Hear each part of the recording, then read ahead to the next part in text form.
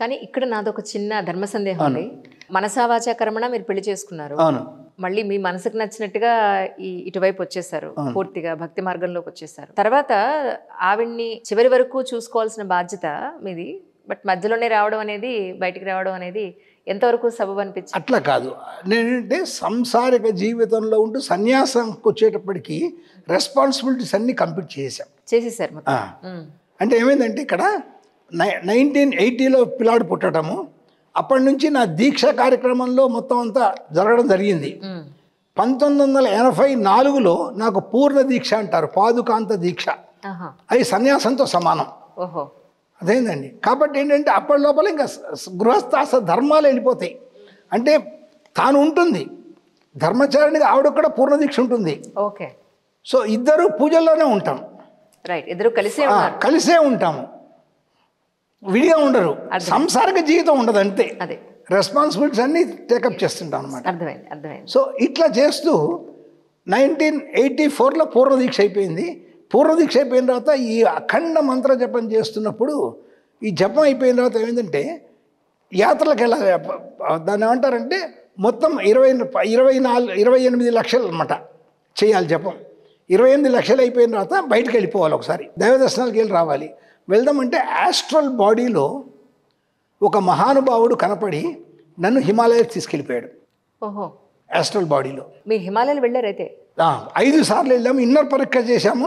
And హిమాలయాలు ఆయన ముట్టుకున్నా కూడా కైలాస పర్వతాన్ని చేతులతో. కైలాస పర్వతం పైన ఫ్లైట్స్ ఏమి వెళ్ళవు అని చెప్తారు. అవునమ్మా, నిజమేనా? ఆ మ్యాగ్నెటిక్ ఫీల్డ్ ఏం వెళ్ళడం. మీరు ఎలా వెళ్ళారు ఇక్కడి నుంచి?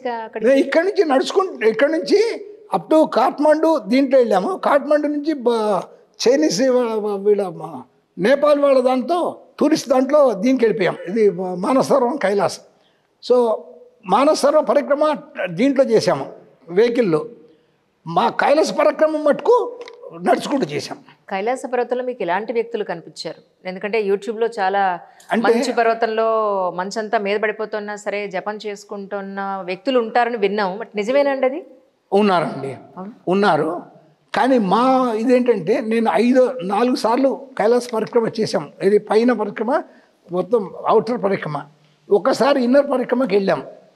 ఇన్నర్ పరిక్రమకి వెళ్ళినప్పుడు మా అదృష్టం ఏమైందంటే, అక్కడికి వెళ్ళిన తర్వాత ఈ కేదార్నాథ్ ఉంది సరే కొట్టుకుపోయింది మొత్తం.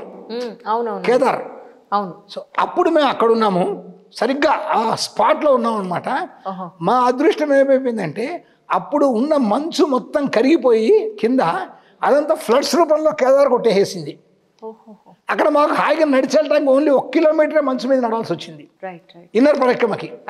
ఇన్నర్ పరిక్రమ ఆల్వేస్ రిస్కీ పరిక్రమ అనమాట. అంటే ఇన్నర్ పరిక్రమ ఎట్లా ఉంటుందంటే, మీరు వెళ్ళి అక్కడికి వెళ్ళి మళ్ళీ వచ్చేసే లోపల ఇంకోసారి సడన్గా మంచు కురిసి మనిషి మునిగిపోతాడు, అటువంటిది ఉంటుంది. ఈ కొట్టుకుపోవటం వల్ల మాకు ఆ ఇబ్బంది లేకుండా అయిపోయింది. 1 కిలోమీటరే మంచు మీద నడిచి దీన్ని ముట్టుకున్నాం. మీ మార్గం సుగమం చేశాడు భగవంతుడు. సుగమం చేశాడు. మీకు సుగమం చేయడానికి ఇంకెక్కడో కొట్టుకుపోయారు. అట్లా అయింది. అట్లా ఏంటంటే అక్కడ మీకు వెళ్తే సరిగ్గా సప్తఋషి కేవు, ఆ ద్వారము అన్ని క్లియర్ కనపడతాయమ్మా. అది ఆ ద్వారం లాగా ఉంటుంది. ఆ ద్వారంలో అది తెరిస్తే అక్కడికి వెళ్ళి మనం అడుగుతేట తెరుచుకుందంటే లోపలికి వెళ్తే మళ్ళీ మనము బయటకి ఎప్పుడు వస్తామో తెలియదు, కొన్ని యుగాలు వెళ్ళిపోతాయిట. అక్కడ ఆహారం అది ఎలాగండి? ఆహారం అది ఎలాగ? అంటే వాళ్ళు వండి పెట్టేవాళ్ళు, కానీ ఏంటంటే మీకు ఆకలేదు. అవునా? ఆకలేదు. ఏదో ఉండటం కోసం మనం బతకడం భయపడి తినటమే తప్ప లేదు, తినాల్సిన అవసరం లేదు. మంచినీళ్ళు అసలు దాహమే లేదు ఆ చలికి. అంటే దాహం ఆహారం లేకుండా మనిషి బతకగలడం. ఎందుకంటే ఇప్పుడు మా పరమేశ్వరి గురు బ్రహ్మ శాస్త్రి గారు అక్కడ ఉన్నారు, ఇది వింటున్నారు కదా. వాళ్ళు 30 ఏళ్ళు తిండి లేకుండా ఉట్టి వాయుభక్షణం చేసి ఉన్నారమ్మా. వారు అటువంటి వారిని ఉత్తరాదిన ఉన్న జోషిమఠ్ శంకరాచార్య పీఠము అక్కడ యుద్ధాల జరిగి 165 ఏళ్ళు ఖాళీగా ఉండిపోయింది, ఎవరు లేకుండా. అటువంటి పీఠానికి మా శంకరాచార్య లేకుండా ఉన్నది పీఠం అయిపోయింది, ఇది అయిపోయిందని చెప్పి దాన్ని ఆ పీఠానికి మళ్ళీ చేయడం కోసమని ఏం చేశారంటే అందరు పెద్దవాళ్ళందరూ కలిపి ఎతికారు. అప్పటి కాలం మన పరమాచార్య కంచి పరమాచార్య చంద్రశేఖర సరస్వతి, అట్లాగే శృంగేరి చంద్రశేఖర్ భారతి, వీళ్ళందరూ చేసి ఒకరిని ఎతకాలని చెప్పేసి అప్పుడు కరపాత్ర స్వామీజీ ఆయన హరిహరానంద సరస్వతి అంటారు, ఆయన్ని పీఠాధిపతి చేయాలని చెప్పి సంకల్పించారు. ఎందుకంటే ఈ కరపాత్ర స్వామీజీ ఎటువంటి వారంటే వారు ఒంటి కాలు మీద గీత గీసి తపస్సు చేసి నెక్స్ట్ డే నాడు మార్నింగ్ మళ్ళీ అక్కడ దాకా వచ్చేది ఒంటి కాలు మీద తపస్సు చేసిన వాళ్ళు. వారు కరపాత్ర అని ఎందుకు వచ్చిందంటే వారు భిక్ష 2 రోజులకు ఒకసారి తీసుకుంటారు, చెయ్యే వారికి ఆ చెయ్యిలో భిక్ష తీసుకొచ్చి గంగలో ముంచి తీసి అవి ఎంత మిగులుతుందో అదే తినేవారు అన్నమాట. అందుకని వారిని కరపాత్రి అన్న కరమయ పాత్రముగా గలవారు. అటువంటి తపస్యాలు అన్నమాట ఆయన గురువు బ్రహ్మానంద సరస్వతి గారు.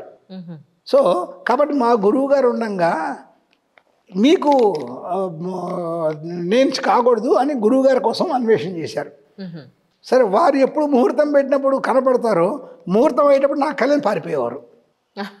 అప్పుడు పెద్దలు ఏం చెప్పారంటే అట్లా కాదు, మహానుభావులు కనపడ్డప్పుడే పీఠాధిపతి చేసేయాలి, అంతేగాని ముహూర్తం చూడకూడదు అని ఒకసారి వారు కనపడంగానే వారికి పీఠాధిపత్యం ఘోష చేసేసి పీఠాధిపత్యం ఇచ్చేశారు.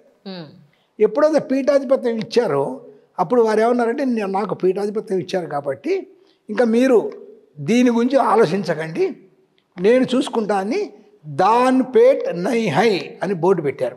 అంటే దాన్పేట్ అంటే గల్లా ఉండదు. ఇప్పుడు అందుకని మా గుళ్ళో ఇది లేదు చూడండి, హుండీ లేదు, ఇక్కడ హుండీ లేదు. అదే దాన్ని ఫాలో అవుతున్నారు వారు దాన్పేట్ నై అని. మళ్ళీ మరి ఇది ఆల్రెడీ స్థలం వెళ్ళిపోయింది కదా, ఈ వెళ్ళిపోయిన స్థలం ఎట్లా చేయాలి? అప్పుడు ఉన్న రాజులు ఎవరైతే ఉన్నారో వాళ్ళకి పిలిచి ఇది మేము ఇప్పుడు పీఠాధిపతి కాబట్టి మేము కొనుక్కుంటామంటే ఆయన ఏమన్నారంటే ఫ్రీగా ఇస్తా ఉన్నారు. అంటే మాకు ఫ్రీ అక్కర్లేదు మీరు. సరే వీరేంటి దానిపేట లేనై అన్నారు. అప్పుడు మీరు ఎంతకైతే అమ్మదలుచుకున్నారంటే ఒక ఏడాది ముందు వాళ్ళు 1 lakh చెప్పారు గవర్నమెంట్ అప్పుడున్నది. సో 60,000 కొనడం కోసం వచ్చారు ఆ మొత్తం స్థలం, ఆ మఠ స్థలం అంతా కూడా ఆ ప్లీస్ మఠంతో. ఎక్కడండి అది? జోషిమఠ్, జ్యోతిర్మఠ్. ఇదివరకు జోషిమఠ్ అనే ఇప్పుడు జ్యోతిర్మఠ్. అది ఇప్పుడు హిమాలయాలకి 30 బద్రీనాథ్కి 35 కిలోమీటర్ల ముందు వస్తుందమ్మా. ఇది అక్కడే మీకు ఆదిశంకరాచార్యులు వారు భాష్యం రాసిన చెట్టు ఉంటుంది 2500 ఏళ్ల పై. అక్కడే పున్నాగిరి అన్నపూర్ణమ్మ వారి గుడి ఉంటుంది. కొండపైకి వెళ్తే పైన పాత ఇది ఉంటుందన్నమాట, అక్కడ ఒరిజినల్ స్థలము. దీన్ని ఏం చేశారంటే వారు కొన్నారు. ఆ కాలంలో ఇది ఉత్తరాఖండ్ మొత్తం ఉండేది. అప్పుడు దీనికి అలహాబాద్లో రిజిస్టర్ ఆఫీస్ ఉండేది అన్నమాట. సరే రిజిస్టర్ ఆఫీస్కి వెళ్ళి మాకు రిజిస్టర్ చేయమన్నారు, రిజిస్టర్ చేశారు. వీరు ఒక క్యాష్ బ్యాగ్ ఇచ్చేశారు వాళ్ళకి, వాళ్ళు 1 lakh ఇచ్చేస్తామని 1 lakh ఇచ్చేశారు. మధ్యవర్తులు వెళ్ళారు రిజిస్టర్ ఆఫీస్లో 1 lakh రూపీస్ ఇచ్చేసేశారు, రిజిస్టర్ అయిపోయింది. అరే దాన్పేట్ నైహ అని చెప్పారు, ఇటువంటి లేనివాడు ఎక్కడి నుంచి డబ్బులు ఇచ్చారు? ప్రతి ఒక్కళ్ళకి అనుమానం కదా. ఇటువంటి అనుమానంతో ఏం చేశారంటే అందరూ అడగటము, రిజిస్టార్ని అడగటము, వీడిని అడగటము, అది చేయటం చేశారు. వీరు అన్నారు కృష్ణుడు ద్రౌపదికి బట్టలు ఇచ్చాడు, ఎట్లా ఇచ్చాడు అని మీరు సినిమాల్లో వాటిలో చూసినట్టుగా అతుకుల బట్టలు కాదు కదా ఇచ్చారు. కాబట్టి భగవంతుడిని వేడుకుంటే భగవంతుడు మనకి ఇస్తాడు, అంతే తప్ప మనుషుల్ని వేడుకోవాల్సిన అవసరం లేదు. అద్భుతం.